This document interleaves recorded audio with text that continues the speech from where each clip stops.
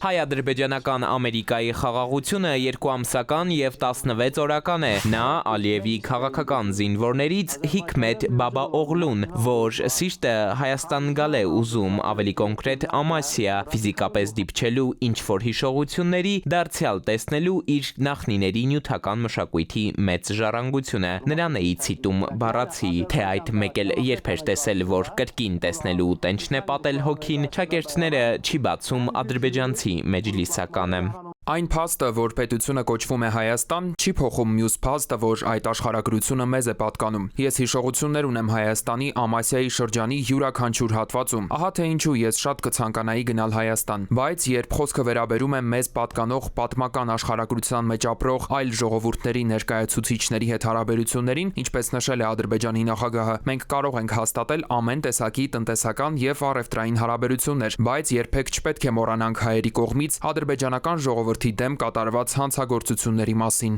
Բաբաօղլուն ի դեպ այն նույն պարոնն է, որ մեկ ամիս առաջ էլ, երբ ադրբեջանցի իրավապահները պատանդարել էին Արցախում մնացած վերջին հայերից Կարեն Ավանեսյանին, երկնել էր, թե երկրի բոլոր քաղաքացիները պետք է զգոն լինեն ու մտածեն, որ դարձյալ մեջբերում եմ, յուրաքանչյուր հայ պոտենցիալ ահաբեկիչ է, ահա թե որն է նրանց պատկերացրած խաղաղությունը։ Զավթողական հայեցակարգը,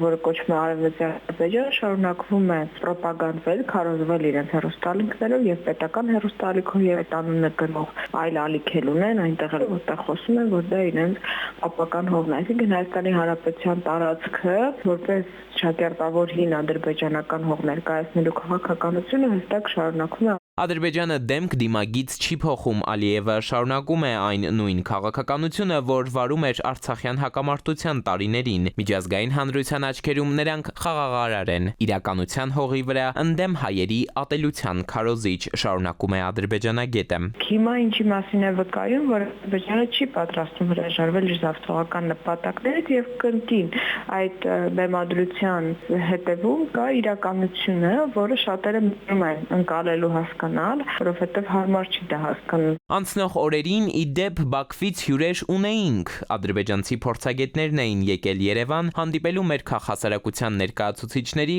ու անվտանգության խորհրդի քարտուղարի հետ։ Հյուրերի թվում էր նաև այս տիկինը Դիլարա Էֆենդիևան, որ Լաչինի միջանցքը ապօրինի արգելափակած կեղծ էկոակտիվիստներից էր, Արցախի մեր հայրենակիցներին պաշարած ու սովի մատնածներից մեկը։ Շրջել է Երևանում, Հանրապետության հրապարակից էլ մի քանի կադր վերցրել, տեսնես ինչն էր տպավորել ադրբեջանուհուն։ Էդուարդ Պողոսյան, ժամը լրատվական։